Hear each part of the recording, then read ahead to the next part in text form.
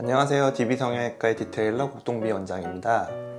오늘은 간단한 눈 수술의 원리에 대해서 좀 알려드릴까 하는데요. 일반인 분들은 잘 모르시는 것 중에 하나가 양쪽 눈 성형은 수술을 다르게 해야만 같은 결과가 나온다는 거예요. 처음 들으시면 의아할 수도 있는데 왜 그래야 하는지 그 배경이나 원리, 또 어떤 방식으로 결국에는 같은 결과를 만들어내는지에 대해서 설명을 드릴까 해서 이번 영상을 준비했습니다.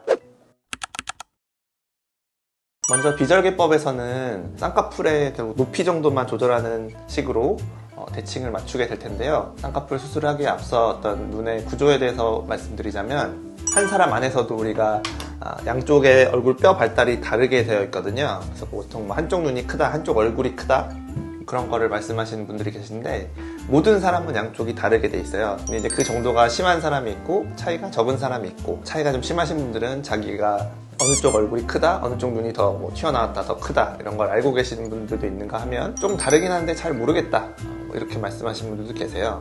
어찌됐든 한 사람 안에서 한쪽 눈은 조금 더 들어가 있다, 그래서 한물안이라고 표현했고 또 한쪽 눈은 좀 더 튀어나와 있다, 돌출안이라고 이렇게 표현했는데요. 제가 이제 평면상에 그릴 수밖에 없었지만 예를 들어서 우리가 스마트폰 할 때 이걸 이렇게 확대하잖아요. 이 작은 쪽을 확대하면 커지는 이런 비슷한 구조로 눈이 생겼어요. 눈동자나 이 안구 자체도 좀 튀어나와 있어서 좀 앞에 있어 보이고 좀 커 보이고 뼈가 더 많이 발달했기 때문에 눈썹도 좀 높은 경우도 많고 눈 자체가 좀 더 앞에 있는 느낌, 또 이렇게 확대한 느낌, 그런 느낌이 있다는 것이죠. 눈 상태가 다른데 똑같은 높이에 이렇게 쌍꺼풀을 만들게 되면은 그건 무조건 100% 짝짝이 쌍꺼풀이 나오게 되어 있는 거예요. 이 돌출되어 있는 눈 쪽에 쌍꺼풀을 똑같이 잡으면 더 크게 보이게 돼 있어요. 더 높게 보인다는 거죠. 저희는 이제 사람이니까 자로 똑같이 8mm를 똑같은 높이의 쌍꺼풀을 디자인을 하거든요. 얇은 선으로 그려보는데 그렇게 하고 나서 보면은 보통 돌출된 눈 쪽에서 더 쌍꺼풀이 높아 보이게 돼 있어요.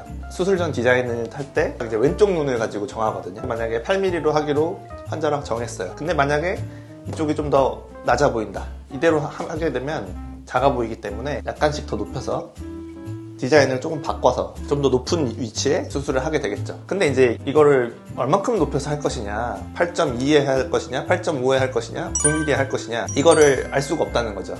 어떤 공식이 있는 것도 아니고요. 저희가 이제 경험적으로 비대칭, 대칭을 많이 판단을 해봤으니까 이 정도 하면 되겠다 싶은 높이에 일단 해보게 되어 있어요. 실로 매듭을 지어서 수술을 다 해놓고 보는 거죠. 그렇게 해서 환자분은 이제 양쪽 눈을 떠보라고 해서 대칭을 보는데 그래도 약간씩 다른 경우가 있거든요. 그래서 저는 이제 그날 바로 수술장에서 수술을 끝내기 전에 아예 다시 풀고 다시 구멍을 뚫어서 한다든지 그런 방법을 하기도 하고요. 이 비절개법은 쌍꺼풀을 일자로 째거나 그런 게 아니기 때문에 주사 맞는 정도 구멍만 내서 하는 것이기 때문에 구멍을 위아래로 조금씩 바꿔줘도 그게 자국이 남거나 그렇진 않아요. 비대칭인체로 나간 후에 몇 개월 뒤에 교정을 해드리는 그런 병원들도 있지만 그 사이에 이제 스트레스를 받으시니까 저 같은 경우에는 당일에 가능하면 한번 교정을 해서 나가는 그런 방식을 하고 있고요.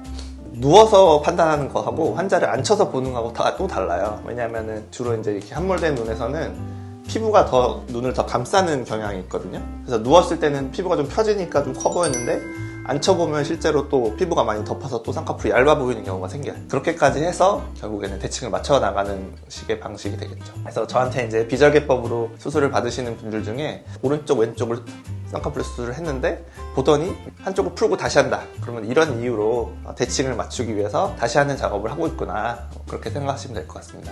실제로 이런 원리는 다 알고 계실 거예요. 환자를 수술하는 과정에서 이렇게까지 시간을 많이 투자해서 앉혀보고 다시 확인하고 풀고 다시 하고 이런 이제 과정을 꼼꼼하게 해주시는 분이 많지는 않은 것 같아요. 저도 많은 분들과 같이 일을 해봤지만 이렇게까지 해드린다는 부분을 알려드리고 싶었고, 다른 곳에서도 이렇게 해주시는 그런 분들에게 방법을 물어볼 수도 있고 그런 선택을 하시면 좋을 것 같습니다. 지금까지 쌍꺼풀 수술 비절개법을 할 때 왜 양쪽 눈을 다르게 수술해야 하는지, 어떤 방법으로 대칭을 맞춰가는지에 대해서 설명해 드렸습니다. 지금까지 DB성형외과의 국동비 원장이었습니다. 감사합니다.